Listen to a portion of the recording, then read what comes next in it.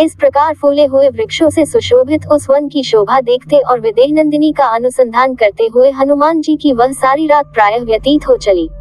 जब मात्र एक प्रहर बाकी रही तो रात के उस पिछले प्रहर में 6 अंगों स्थित संपूर्ण वेदों के विद्वान तथा श्रेष्ठ यज्ञों द्वारा यजन करने वाले ब्रह्म राक्षसों के घर में वेद पाठ की ध्वनि होने लगी, जिसे हनुमान जी ने सुना। तदंतर मंगल वाद्यों तथा श्रवण सुखद शब्दों द्वारा महाबाहु दशमुख रावण को जगाया गया। जागने पर महाभागी एवं प्रतापी राक्षस राज रावण ने सबसे पहले विदेह नंदिनी सीता का चिंतन किया। सीता के प्रति आसक्त एवं काम से प्रेरित रावण ने सब प्रकार के आभूषण धारण कर तथा परम उत्तम शोभा से संपन्न हो अशोक वाटिका में प्रवेश किया। पुलस्त्यनंदन रावण के पीछे पीछे लगभग 100 सुंदरियां भी थी। काम के अधीन एवं मन में सीता की आस लगाए मंदगति से आगे बढ़ता रावण अद्भुत शोभा पा रहा था। काम, दर्प और मद से युक्त अचिंत्य बल पौरुष से संपन्न रावण के अशोक वाटिका के द्वार तक पहुंचने पर कपिवर हनुमान जी ने उसे देखा। यद्यपि मतिमान हनुमान जी अत्यंत उग्र तेजस्वी थे, तथापि रावण के तेज से तिरस्कृत से होकर सघन पत्तों में घुसकर छिप गए। अनिंद्य सुंदरी राजकुमारी सीता ने जब उत्तमोत्तम आभूषणों से विभूषित तथा रूप यौवन से संपन्न राक्षस राज रावण को आते देखा तो वे प्रचंड हवा में हिलने वाली कदली के समान भय के मारे थर थर कांपने लगी। सुंदर कांति वाली विशाललोचना जानकी ने अपने जंघाओं से पेट और दोनों भुजाओं से स्तन छिपा लिए और रुदन करने लगी। निशाचरियों से घिरी आसन रहित भूमि पर शोक विह्वल दीन सीता को रावण ने ध्यानपूर्वक देखा, जो दृष्टि नीचे किए एकटक पृथ्वी की ओर देख रही थी। ऐसी दुखी जानकी के पास आकर लंकापति रावण हंसता हुआ बोले, हे मृगनयनी, मुझे देखकर तू अपने शरीर को छिपाने का प्रयत्न क्यों कर रही है? स्मरण रख, तेरी इच्छा के बिना मैं कदापि तेरा स्पर्श नहीं करूंगा।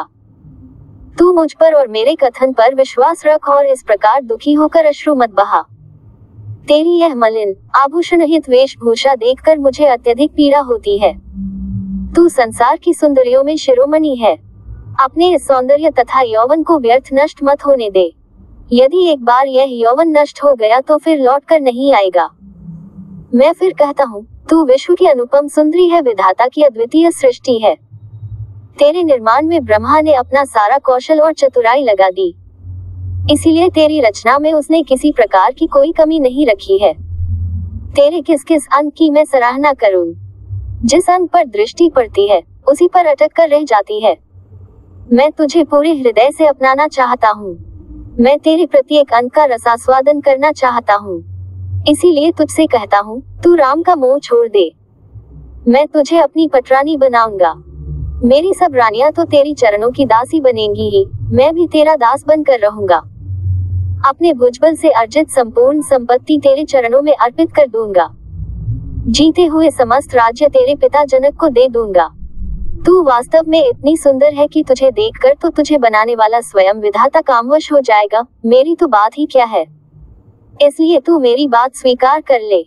राम से भयभीत होने की आवश्यकता कोई नहीं है। संसार में कोई भी मुझसे लोहा नहीं ले सकता। चल, उठकर खड़ी हो जा और सुंदर वस्त्राभूषण धारण करके मेरे साथ रमण कर। हे कल्याणी, चलकर तू मेरे ऐश्वर्य को देख और उस कंगाल वनवासी को भूल जा। तू ही सोच, राम के पास न राज्य है, न धन है, न कोई दास है, न सेना है और न कोई साधन है। फिर यह भी क्या पता है कि वह अभी जीता है या मर गया। यदि जीवित भी हो तो भी न तो तू उसके पास पहुंच सकती है और न वह स्वयं ही यहाँ आ सकता है। अतएव चिंता का परित्याग करके निश्चिंत होकर मेरे साथ रमण कर।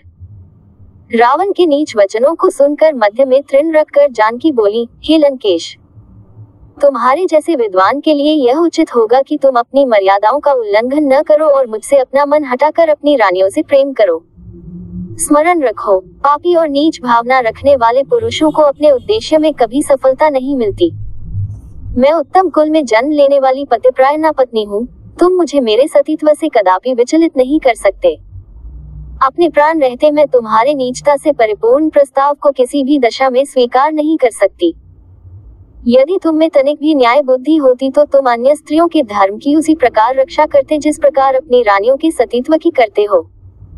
क्या इस लंका में ऐसा कोई समझदार व्यक्ति नहीं है जो तुम्हें इस साधारण सी बात का बोध कराए? तुम तो नीतिवान बनते हो, फिर नीति का ये वाक्य कैसे भूल गए कि जिस राजा की इंद्रियां उसके वश में नहीं रहती, वह चाहे कितना ही ऐश्वर्यवान हो, अंत में रसातल को जाता है, उसका सर्वस्व नष्ट हो जाता है। हे दुर्बुद्धे, तूने अभी तक मुझे पहचाना नहीं है। मैं तेरे ऐश्वर्य, राज्य, धन संपत्ति के लोभ में नहीं फंस सकती। तेरा ये कहना भी एक व्यर्थ का प्रलाप है कि मैं रघुकुल मणि रामचंद्र जी से नहीं मिल सकती। अरे मूर्ख, वे तो सदैव मेरे हृदय में निवास करते हैं। मुझे कोई उनसे अलग नहीं कर सकता।